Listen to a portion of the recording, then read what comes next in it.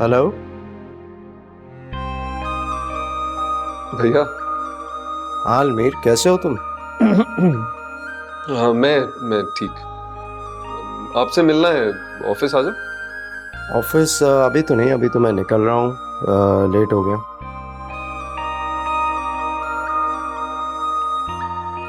तुम ऐसा करो ना, घर आ जाओ।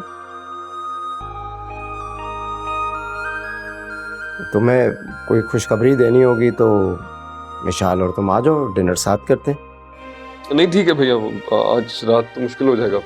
चलो फिर कल आ जाओ, कल मिल लेते हैं। ठीक है भैया, ओके। अच्छा सुनो अलमीर, हाँ जी। जी। एक बात पूछना चाह रहा था मैं। जी भैया। मुझे तुमसे एक शिकायत है। एक शिकायत है भैया? आपको तो मुझसे बहुत सारी शिकायतें होनी चाहिए। फिलहाल तो एक ही शिकायत है, और वो ये है कि तुम लोगों ने महविश के कहने पर घर छोड़ दिया। मुझसे बात तो की होती, मुझे बताया तो होता। उसने क्या कहा ऐसा कि तुम लोगों ने घर छोड़ दिया? भैया महविश भाभी के कहने पे? हाँ? भैया मैंने अगर घर छोड़ा है तो विशाल की वजह से और वानिया भाभी के कहने पे।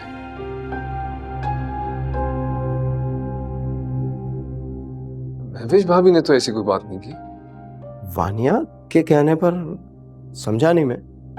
मतलब ये कि भैया विशाल को वानिया भाभी फीड करती थी, पता नहीं क्या क्या कहती थी, और आकर वो मुझे प्रेशराइज करती थी।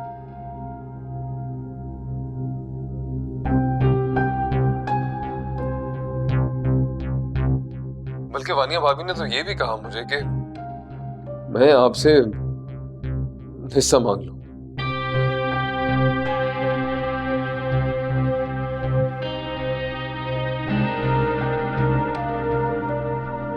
और और कहा कि मैं तो समीर को भी कहती हूँ, लेकिन अपनी बीवी के हक के लिए लड़ता नहीं है वो।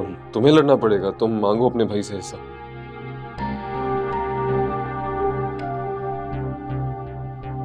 और भैया ये मेरी कमजोरी थी कि मैं उनकी बातों में आके आपसे उलझ बैठा।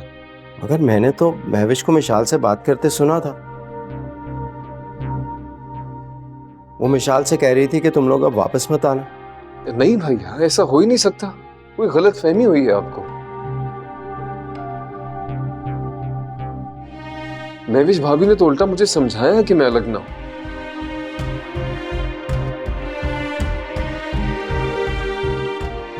उन्होंने कहा कि मैं अलग हूंगा तो आपको दुख होगा, और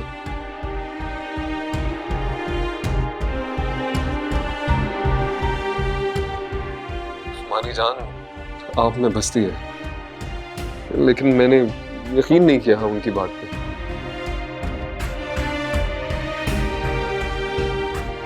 भैया मिशाल की अगर किसी से उस घर में बात होती है तो वो वानिया भाभी है। महविश भाभी का तो नंबर भी नहीं है उसके पास। अच्छा अच्छा, चलो ठीक है, तुम लोग कल आओ, फिर बात करते हैं। भैया भैया मुझे बहुत अर्जेंट बात करनी है आपसे एक।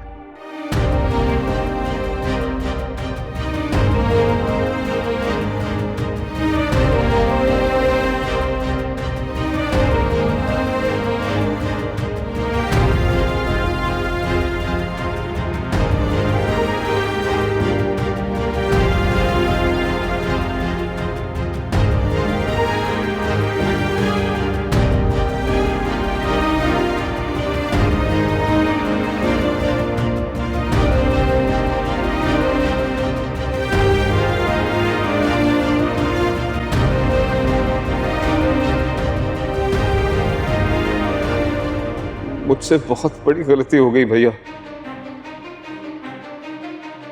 मुझे आपसे अलग नहीं होना था। पत्थर पड़ गए थे मेरी अक्ल। मिशी और वानिया भाभी की बातों में आकर अपना फ्यूचर तबाह कर दिया मैंने।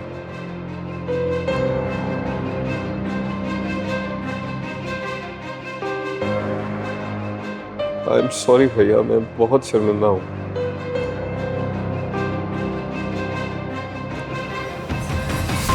प्लीज माफ कर दे।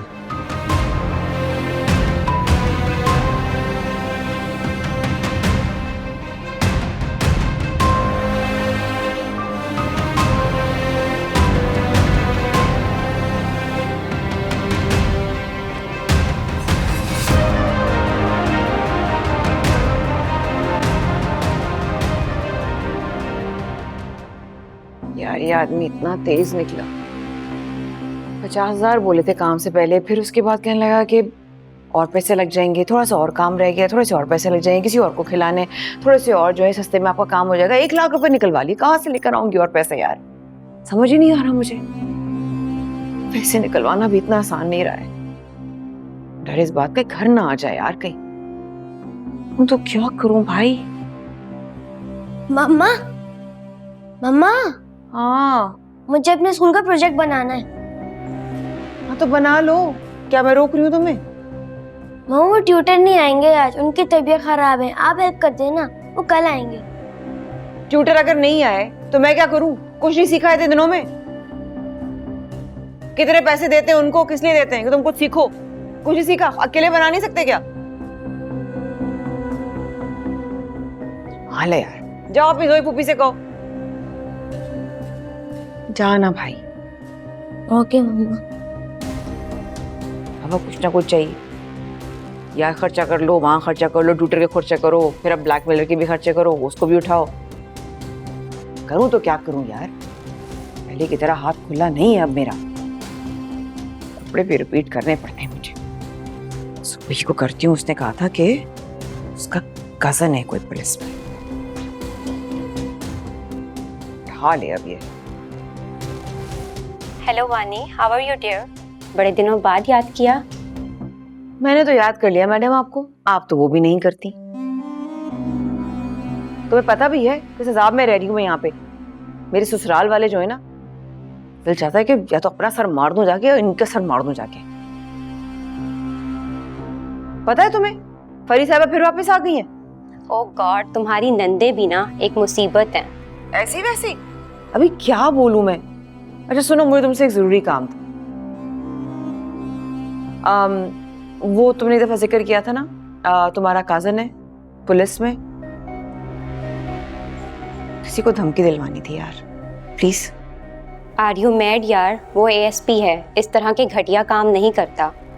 हाँ तो काम बड़ा है सब हुई, इसलिए बोल रही हूँ। छोटे मोटा काम हो तो मैं खुद भी हैंडल कर सकती थी। अच्छा सुन तो लो, प्रॉब्लम क्या हुई है। अच्छा ठीक है, तुम अपना मसला बता दो मुझे, मैं हल करवा दूंगी।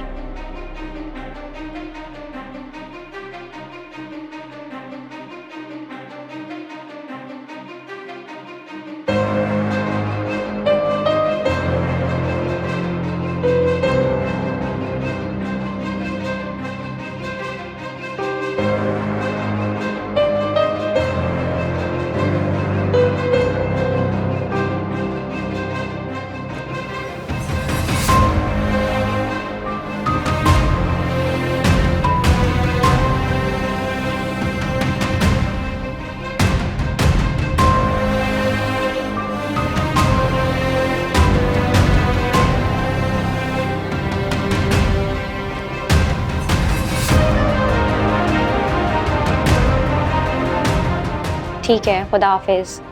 थैंक्स यार, थैंक यू। कभी कभी उंगली टेढ़ी करनी पड़ती है, सिर्फ सुना था, करके भी देख ली। अब देखती हूँ इसको। इन ससुराल वालों को भी निपटाऊं।